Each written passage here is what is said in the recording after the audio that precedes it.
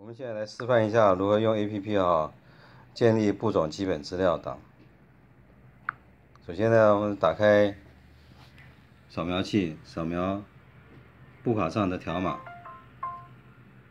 再扫描 QR code， 接着呢拍照。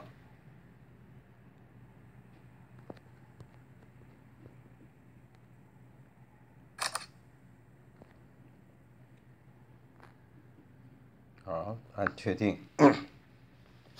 好，我们就可以看到这步已经建好了。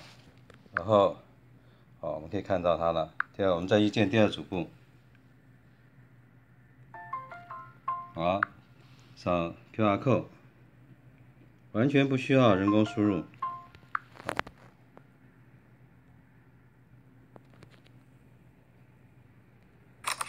好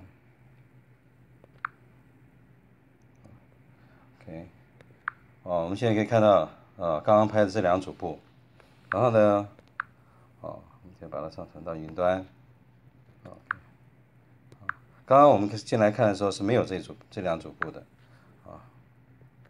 ，OK， 好，我们就可以去浏览了，那我们去选样的时候呢，我们就可以挑到了，我们就可以挑到就可以勾选这两组步，可以，按确定，那这个就是取样单 ，OK， 好，这个呢，然后我们可以到catalog 里面可以看到，我们可以看到前面这两款步就是我们刚刚拍的照片 ，OK，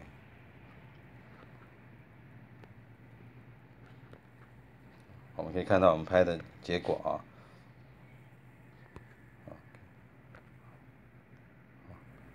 非常方便